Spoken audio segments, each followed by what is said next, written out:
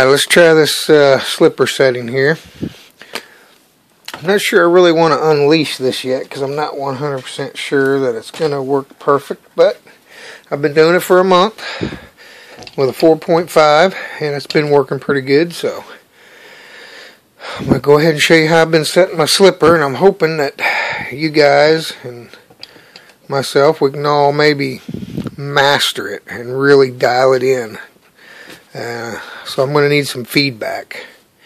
It's been working pretty good for me so far, but first off, we got to know what our diffs are doing. So I'm going to do the lazy spin. As you can see, I'm about a half a turn. Oh, looky there, boy, it's almost perfect every time. Half a turn. Going by this mark right here. Let's see what the rear is. Half a turn. I didn't turn it very good. 3/4, 5/8, 5/8, 3/4, half. Well, I'm going to say this one's about a 5/8, 3/4, 5/8. What's interesting is I always do a slow break in on my diffs. These diffs have about 10 packs through them. I built them, I broke them in slowly, ran the car, set the slipper and everything. Almost every time I do my diffs, they always just end up right where they're at right now. About 3/4 and a half rotation, just a lazy spin. And I don't tighten them or loosen them. These ones haven't been messed with yet. I haven't had to. And this weekend they worked perfectly awesome. I was running a 7.5 motor. My slipper setting was in this nut right here was 2.95 millimeters. Now, we know how the diff setting is on mine. 7.5 motor, and the slipper was set at 2.95 millimeters. Car was awesome all night. Well, pretty much all night. There was a couple rounds that weren't too good, but that was my own fault. I was trying different things with oils, but I'm going to show you guys how I set the slipper. Now, what we got to do here, I got my little diff tool, and I actually did a little something different with mine. I put a piece of shrink wrap on here, and then I put this fuel tubing on over it, and I can put it in the exact same spot every time. Kind of gives me a gauge to go by there. This is what I'm using also to set my slipper with. Now, right now I've backed my slipper off to where it's the slipper nut is all the way against the drive cup, or whatever you want to call it. So, let's emulate putting on the brakes. And it also kind of emulates what it would be like on power. As you can see, I'm pushing the car, but the spur gear and pinion are not moving. And the reason why they're not moving is because the slipper is slipping. It's that loose. It just, if I was to floor it out on the track, it'd never stop slipping. If I slammed on the brakes, it would just roll freely. It would slow down, but it would just roll freely. What I've been doing to set my slipper, you have to imagine this pad is dirt. This pad is dirt. Got to imagine that. Pretend here. It's the loosest part of the track. It's probably best to do this every time to get started on the loosest part of the track, which would be a hard packed part of the track that you drive on, but the driest part or the loosest part, or the medium part. Well, here's how I've been setting it, and it gets me so close I almost don't have to. It's almost like a perfect setting every time. I put my set the diff nut so that it can't move, as if I'm going to tighten it by hand. Then I lift the rear tires off the ground, keep them close but not touching the ground, and then I push the front tire on the ground and let the chassis bottom out. Then I move it until the tire just starts to slip. You got to imagine this is dirt, and I'm rolling the car until the tire just starts to slip. What that does is turns the shaft, the drive line, and the diff or the slipper nut tightens up. It tightens up just until the resistance is strong enough that the tire begins to slip on the dirt. And then I go drive the car. If it feels good, I leave it. If it feels like it needs more or less, then I loosen or tighten it. Just little tiny increments at a time. I mean, I don't go like a quarter turn or an eighth turn. I'm talking like 30 seconds of a turn tightening it. Or if I want it a little tighter, I can push down on the back and do it the same way. And I can get it a little bit tighter because there's more tire on the surface of the ground. Now, I've had my best luck just doing that with the fronts. If I want it a little tighter, I just go and find a medium part of the track and then do this along the ground until it just starts to slide on the dirt. Just until it's just tight enough that the tire is giving on the dirt and sliding. If you try it like with all four tires, what's interesting is it'll tighten the diff, but what's interesting is you got to have 4 diffs to get the slipper to slip. 2 diffs, it won't slip, it won't budge. It's so tight it won't budge. So you can only do it with 2 tires or one diff gear case moving at a time. It gets the slipper set so close to perfect every time that I've just been doing it this way every time. I've thrown away a couple of practice nights playing with it, and I've pretty well figured it out how to do it now. I just use the front tire. I slip this bad boy in here to lock that up. I raise the rear and I slide it like that. Now what I have found is you cannot use all 4 tires. You got to use only 2 tires, either the 2 fronts or the 2 rears. Now let's say I'm on the soft dirt and it just starts to slide and I go run the car, but it needs to be a little bit tighter.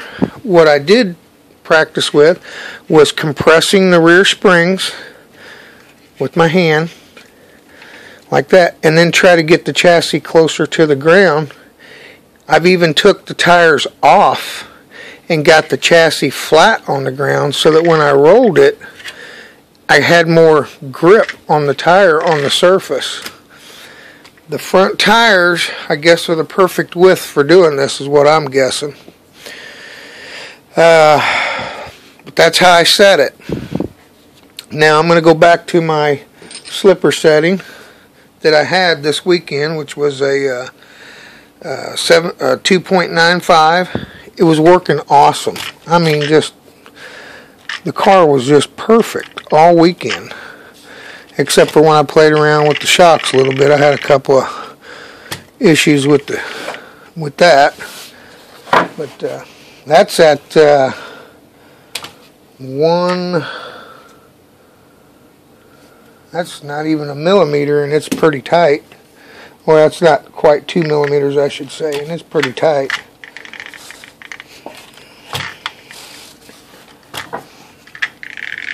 Get this thing good and snugged up here and try to get my 2.95 in there. Gap. We'll go 2. Come on, baby. You know how much fun these things. Well, I'm going to go with a 2.9. I'd like to get it back identical to the way I had it, which was a 2.95. I'll get it here, hang tight.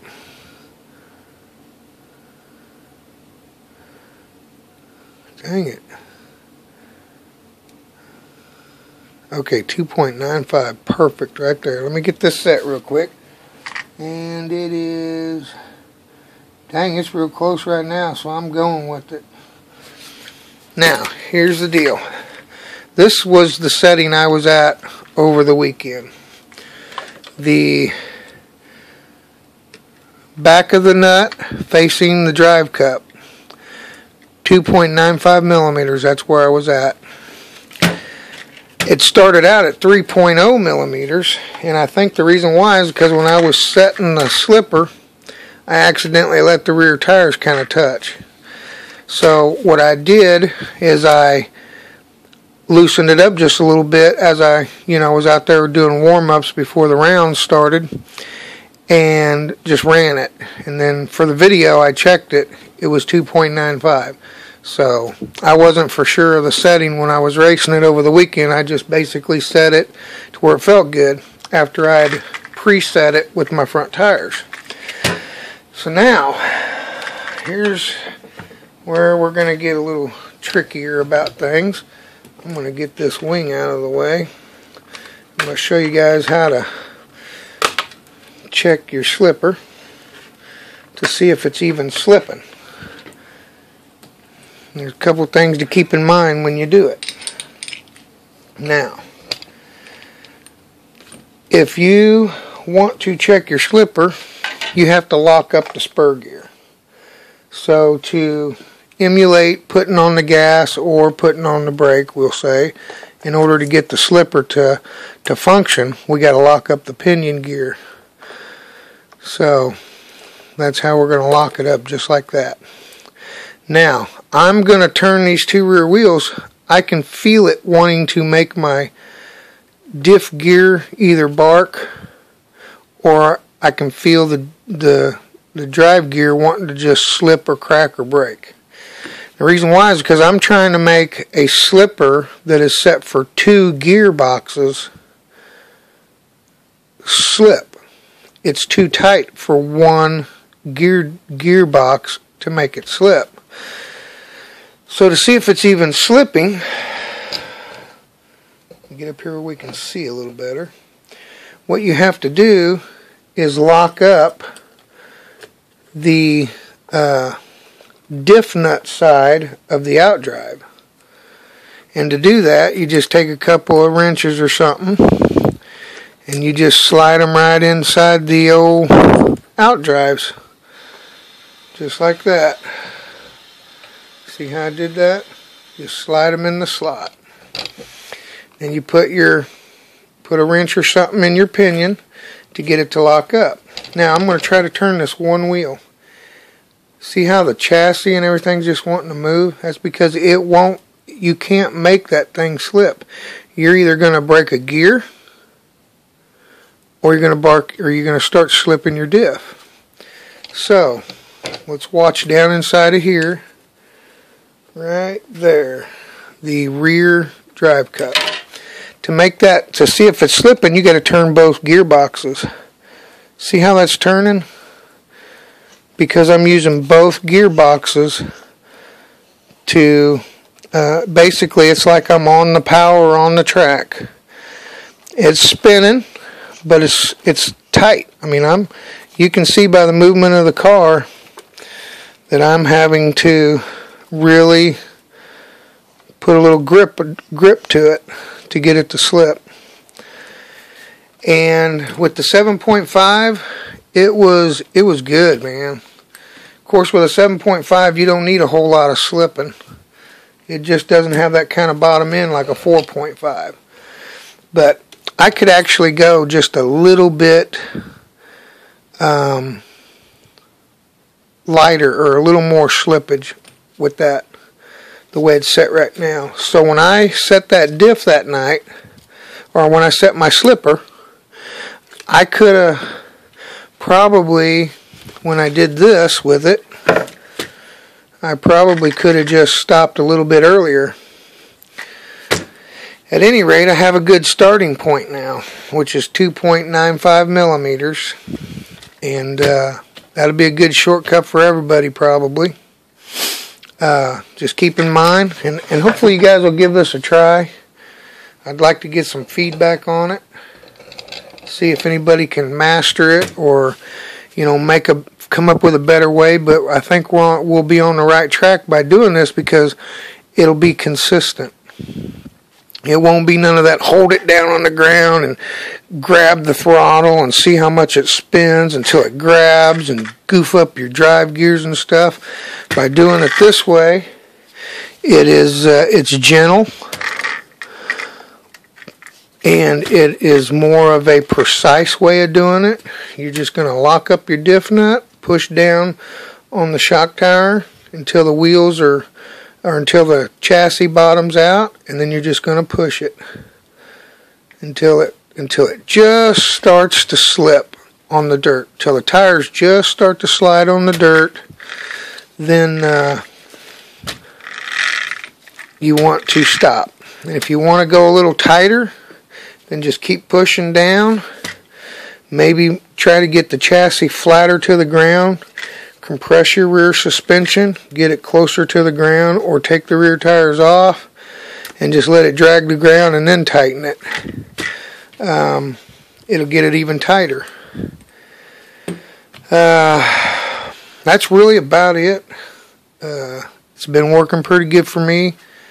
I sometimes have to tighten it a little bit or loosen it a little bit, but it gets it so close that it's just like a good way to dial it in fast. And this is a 3-pad slipper, by the way. So this is a good time to test it because I know most guys are running 3 pads. And this weekend I'm going to be running a 5.5, so I'm just going to leave my slipper loose. I'm going to pull that motor and put in a different motor and a different slipper. All my testing was done with a 4-pad slipper mainly. I did it once with a 5-pad slipper. With the 5-pad slipper and the 4-pad slipper, when I had to go to tighten it, it would just start to slip and then I would stop.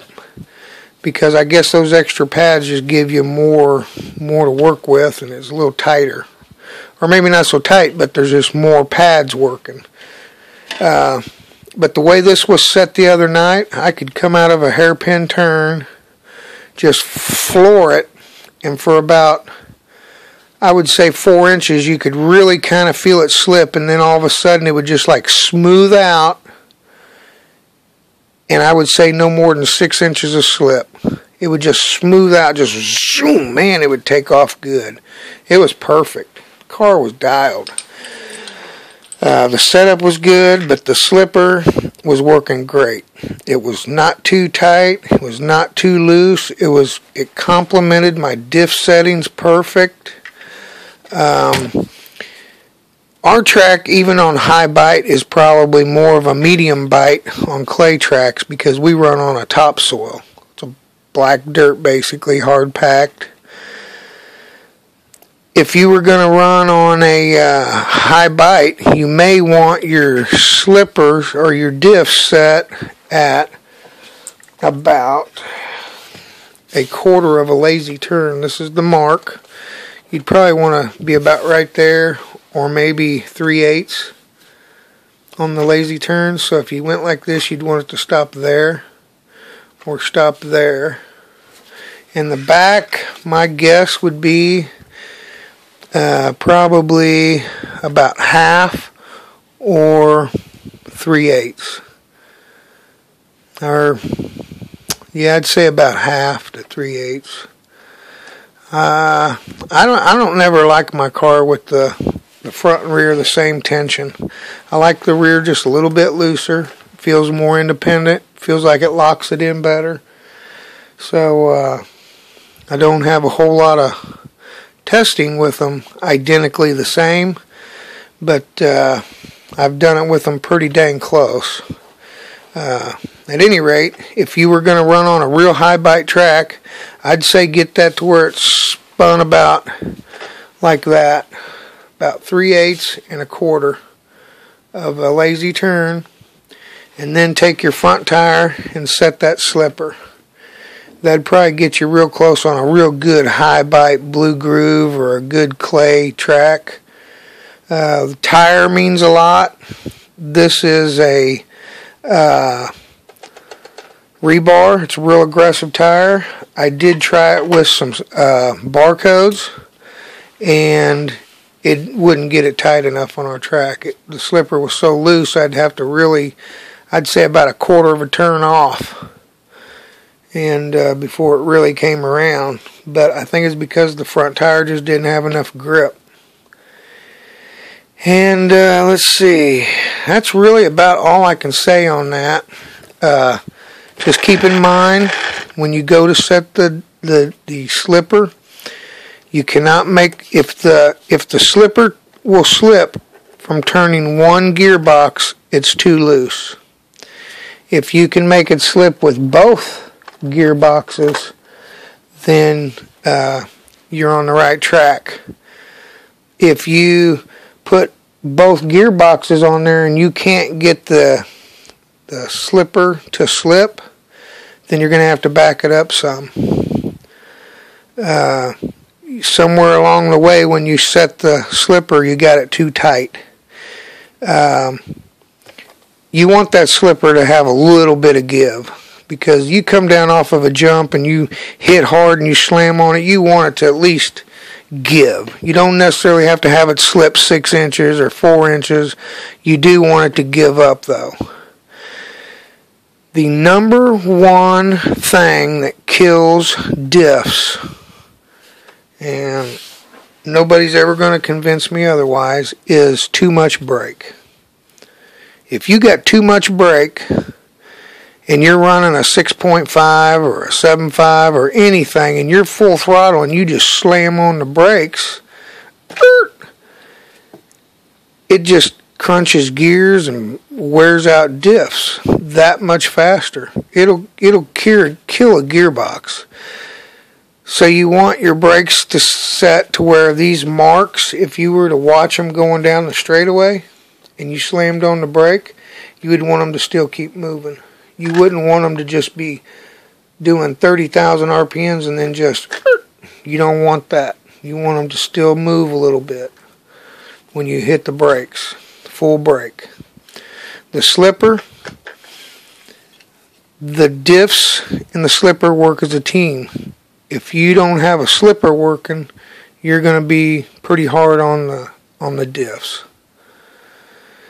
So like I say, you want at least a little bit of give. You want it to, let's say you come off of a big jump and you hit the ground, you floor it, and you hear your diffs bark.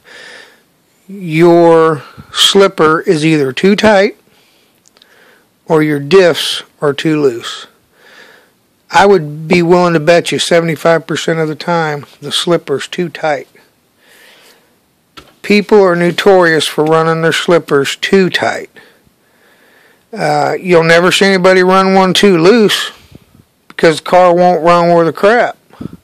But I have seen several people run them too tight.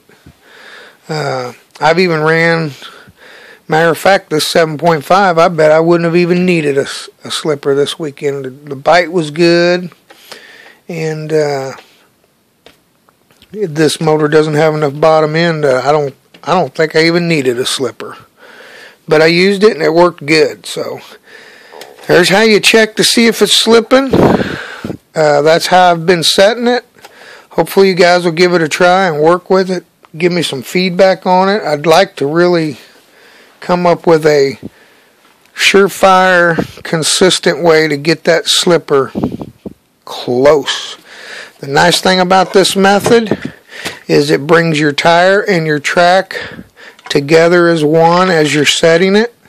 So you know your dirt and your traction and your tire choice is going to be a close combination when you go to set it like that. Anywho, I'm going to let you guys go. This video's taking longer than I wanted it to. It's my second attempt at it because for some reason my other video just wouldn't load. If you got any questions, you know where to find me. RC Tech. The AE Factory Team B44.2 thread. It's over on the electric forums. We get some pretty good discussions going on over there, so anybody watching these videos that ain't involved in that conversation may want to come over and join in. We really get some funny stuff in there, and we get some serious stuff in there, but mainly we learn a lot, and we're all respectable of each other, and we're perfect gentlemen of each other, and I've learned a lot over there. I want to thank everybody. It's been a good. It's the best thread I've ever been involved in. At any rate, I'm gonna let you guys go. I'm gonna try to get this thing loaded, and I will catch up with you guys later. McCullough. Hope that helps you. If you got any questions, man, just give me a shout. You know where to find me, and if I have to, I can do some more video to maybe be more precise for whatever your question is. So I don't mind doing it at all. We'll talk to you later.